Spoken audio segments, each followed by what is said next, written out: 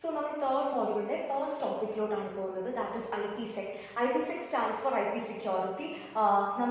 Internet protocol additional headers use the secure IPSec main motive. Basically, check responsibilities IPSec that is authentication, confidentiality, and key management. IPSec application basically secure branch office connectivity provide private network reduce virtual private network use via internet. That is first application. Second one, remote access providing. Access secure access over internet access provision IPSec extranet intranet connectivity. Two network connect authentication, confidentiality, integrity IPSec maintain. Fourth one enhancing electronic commerce security. E-commerce sites already inbuilt security. This gives a provision to enhance the security of that particular site.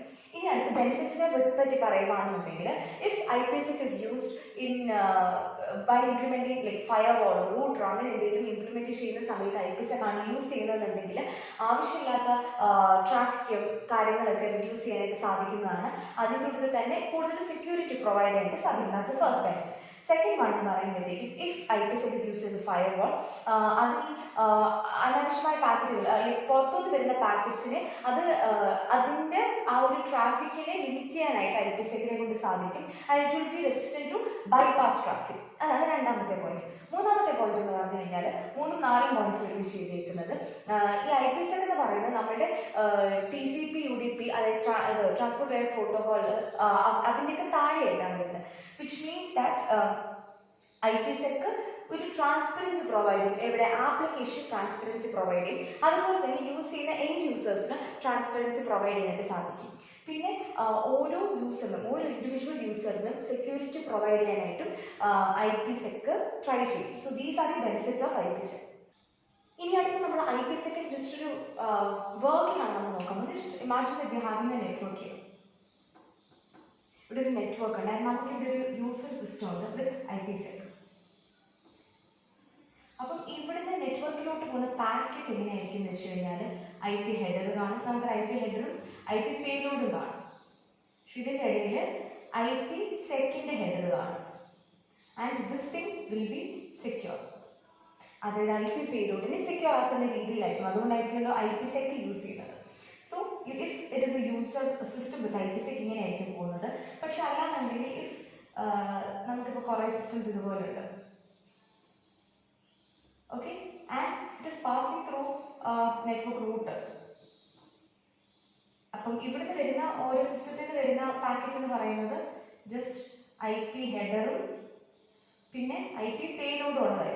Network router with IPSec. IPSec network packets IP header, IPSec header, secure IP payload. So this is just the working of IPSec. IPSec provided services. IPSec provided the first service access control. Connectionless integrity. Replay packets replay reduce detect mechanism rejection mechanism data authentication managing confidentiality of the data packets which has been transmitted as well as limited traffic flow. IPSec providing the services. This is IPSec document overview. First one is architecture. Architecture it consists of the general concepts, which means that mechanisms are key concepts security requirements basic architecture architecture areas NSP, which stands for encapsulation, security, payload. ഇതാണ് ESP എന്ന് പറയുന്നത്. ESP handle ചെയ്യുന്നത് encryption related ആയിട്ടുള്ള കാര്യങ്ങളായിരിക്കും ESP handle ചെയ്യുന്നത്. അപ്പോൾ ESP എന്ന് പറയുന്നത് it contains A packet format. അപ്പം അത് മാനേജ് ചെയ്യുന്നത് എൻക്രിപ്ഷൻ റിലേറ്റഡ് ആയിട്ടുള്ള കാര്യങ്ങൾ, അല്ലെങ്കിൽ പാക്കറ്റിന്റെ എൻക്രിപ്ഷനെ ഫോക്കസ് ചെയ്യുന്ന കൺസെപ്റ്റ്സ് ആയിരിക്കും ESPയുടെ കീഴിൽ വരുന്നത്. H stands for authentication header. So from the name തന്നെ it again contains a packet format. അപ്പോൾ ഈ H എന്ന് പറയുന്നത് പാക്കറ്റിന്റെ ഒതന്റിക്കേഷനെ ഹാൻഡിൽ ചെയ്യുന്ന കാര്യമാണ്. ESPയുടെ വേറൊരു പ്രത്യേകത എന്താണെന്ന് വെച്ച് കഴിഞ്ഞാൽ ESP എൻക്രിപ്ഷൻ ഉൾപ്പെടെ ലൈക്ക് എൻക്രിപ്ഷന്റെ കൂടെ തന്നെ ഒതന്റിക്കേഷനും കൂടെ ശ്രദ്ധിക്കും. ലൈക്ക് എല്ലാ കാര്യങ്ങളും തന്നെ ESPക്കുള്ള ഒരു പ്രൊവിഷനാണ് ഐദർ എൻക്രിപ്ഷൻ ഉള്ളി അല്ലെങ്കിൽ വിത്ത് ഒതന്റിക്കേഷൻ. അതുകൊണ്ടാണ് നമുക്കിവിടെ കാണാം നേരെ എൻക്രിപ്ഷൻ അൽഗോരിതത്തിന്റെ ഇത് പോകുന്നുണ്ട്, അതിൻ്റെ കൂട്ടത്തിൽ തന്നെ ഒതന്റിക്കേഷൻ അങ്ങോട്ട് വരാറുണ്ട്. ഇനി അടുത്തത് ഒതന്റിക്കേഷൻ അൽഗോരിതം, എൻക്രിപ്ഷൻ അൽഗോരിതം എന്ന് പറഞ്ഞാൽ ഇറ്റ്സ് ബേസിക്കലി ഡോക്യുമെന്റ്സ്. എന്തിനാണ് ഡോക്യുമെന്റ്സ്? എൻക്രിപ്ഷൻ അൽഗോരിതം എന്ന് പറയുമ്പോഴത്തേക്കും what are the ways encryption algorithms that can be implemented, അതായിരിക്കും ഇതിനകത്ത് കൊടുത്തിട്ടുണ്ടാവുക. ഇതിനകത്ത് പറയുമ്പോഴത്തേക്കും ഒതന്റിക്കേഷൻ ആയിട്ട് നമ്മൾ യൂസ് ചെയ്യുന്ന അൽഗോരിതംസ് ആയിരിക്കും ഈ ഒരു ഡോക്യുമെന്റിൽ കൊടുത്തിട്ടുണ്ടാവും. ഇവിടെ ഉള്ള അൽഗോരിതംസ് എല്ലാം വരുന്നത് ജോയിൻ ചെയ്യുന്നത് DOI-നോടാണ്. എന്താണ് DOI? Domain of interpretation. So domain of interpretation എന്ന് പറയുന്നത് അതിനകത്ത് ഒരു സെറ്റ് ഓഫ് വാല്യൂസ് ആണ്, ബാക്കിയുള്ള ഡോക്യുമെന്റ്സിനെ റിലേറ്റ് ചെയ്യാനായിട്ടുള്ള ഈ സെറ്റ് ഓഫ് വാല്യൂസ് ആണ് DOI-ൽ കൊടുക്കുന്നത്. DOI-ന് നേരെ വരുന്ന കീ മാനേജ്മെന്റിലോട്ടാണ്. കീ മാനേജ്മെന്റ് സ്കീംസ് കൊടുത്തിട്ടുണ്ടാവും. IPSec-ന് 2 മോഡുണ്ട്. ഒന്നാമത് ട്രാൻസ്പോർട്ട് IPSec-ന് 2 മോഡുണ്ട്. ആദ്യത്തേത് ട്രാൻസ്പോർട്ട് മോഡ്, പിന്നീട് ടണൽ മോഡ്. ട്രാൻസ്പോർട്ട് മോഡ് എന്ന് പറയുന്നത് അപ്പർ ലെയർ പ്രോട്ടോകോൾസിന് വേണ്ടിയിട്ട് യൂസ് ചെയ്യുന്നതാണ്. ട്രാൻസ്പോർട്ട് മോഡ് എന്ന് പറയുന്നത് ബേസിക്കലി അത് peer to peer communication, end to end communication ആയിരിക്കും, അതിന് വേണ്ടിയിട്ട് ഫോക്കസ് ചെയ്യാണ്. ഇവിടെ എന്ന് പറയുമ്പോഴത്തേക്കും നമ്മൾക്കറിയാം നമ്മുടെ ഒരു IP പാക്കറ്റിനകത്ത് വരുന്നത് IP ഹെഡേഴ്സ് വരും, പിന്നെ IP പേലോഡ് വരും. ഇപ്പം ഇൻ കേസ് ഓഫ് IPv6 ഇതിനകത്ത് എക്സ്റ്റൻഷൻ ഹെഡേഴ്സ് എന്ന് പറഞ്ഞിട്ട് എക്സ്ട്രാ ഇതും കൂടെ വരും. സോ ഇവിടെ in case of transport mode പേലോഡിനെ മാത്രമേ, പാക്കറ്റിന്റെ പേലോഡ് പാക്കറ്റിന്റെ കണ്ടന്റിനെ മാത്രമേ ഇവിടെ whatever processes going through encryption ആയിക്കോട്ടെ ഒതന്റിക്കേഷൻ ആയിക്കോട്ടെ ചെയ്യുന്നുള്ളൂ, ഹെഡറിനെ ടച്ച് ചെയ്യുന്നില്ല. അതാണ് ടണൽ മോഡിൽ വെച്ചിട്ടുള്ള ഫസ്റ്റ് ഡിഫറൻസ് എന്ന് പറയുന്നത്. ഇനി ഇപ്പം നമുക്ക് 3 പെർസ്പെക്റ്റീവ് ഈ ട്രാൻസ്പോർട്ട് മോഡിനെ ജസ്റ്റ് ഒന്ന് വ്യൂ ചെയ്യാം. ആദ്യത്തെ authentication header. With respect to authentication header ആണെന്നുണ്ടെങ്കിൽ നമുക്കറിയാം ഒതന്റിക്കേഷൻ ഹെഡറിന്റെ ഫസ്റ്റ് ഫംഗ്ഷൻ എന്താണ്? ഒതന്റിക്കേഷൻ ആണ്. So authentication നടക്കുന്നത് for payloads and some part of the header. എല്ലാമല്ല some part of the header പിന്നെ എക്സ്റ്റൻഷൻസും, അതായത് എക്സ്റ്റൻഷൻ ഹെഡേഴ്സ് IPv6-ലെ എക്സ്റ്റൻഷൻ ഹെഡേഴ്സിന് വേണ്ടിയിട്ടായിരിക്കും authentication നടക്കുന്നത്.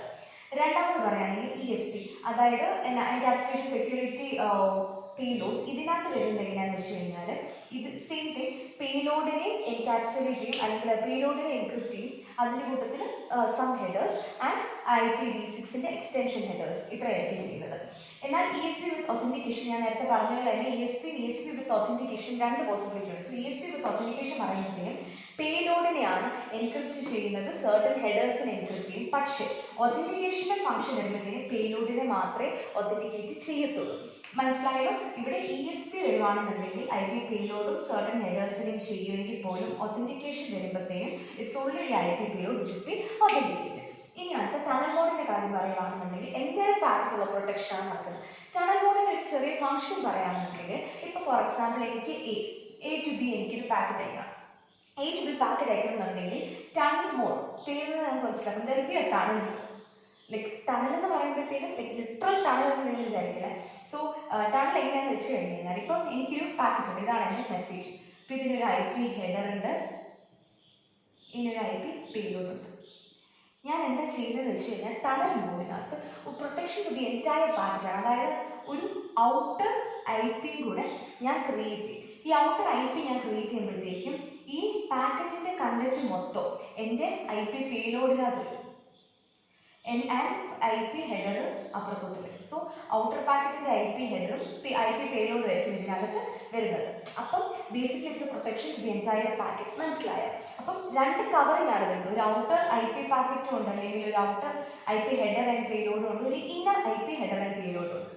ഓക്കെ, ഇനി with respect to authentication header പറയുവാണെന്നുണ്ടെങ്കിൽ എൻറ്റയർ പാക്കറ്റിനെ ആയിരിക്കും ഒത്തന്റിക്കേറ്റ് ചെയ്യുന്നത്. ഇന്നർ പാക്കറ്റ് ഉണ്ട്, ഔട്ടർ പാക്കറ്റ് ഉണ്ട്, എക്സ്റ്റേണൽ പാക്കറ്റിനെ മൊത്തത്തിലായിരിക്കും ഒത്തന്റിക്കേറ്റ് ചെയ്യുന്നത്. ആൻഡ് ഇനി അഡീഷണൽ ഹെഡേഴ്സ് അതുണ്ടെന്നുണ്ടെങ്കിൽ അതിന് ഒത്തന്റിക്കേറ്റ് ചെയ്യും. ESP അതായത് നമ്മൾ എൻക്രിപ്ഷൻ ചെയ്യുമ്പോൾ പാക്കറ്റിനെ മൊത്തത്തിലായിട്ടാണ് ചെയ്യുന്നത്. എന്നാൽ ESP ഒത്തന്റിക്കേഷൻ വരുമ്പോഴത്തേക്കും പാക്കറ്റിനെ മൊത്തത്തിൽ നമ്മൾ എൻക്രിപ്റ്റ് ചെയ്യുമെങ്കിൽ പോലും ഇന്നർ പാക്കറ്റിനെ മാത്രമായിരിക്കും നമ്മൾ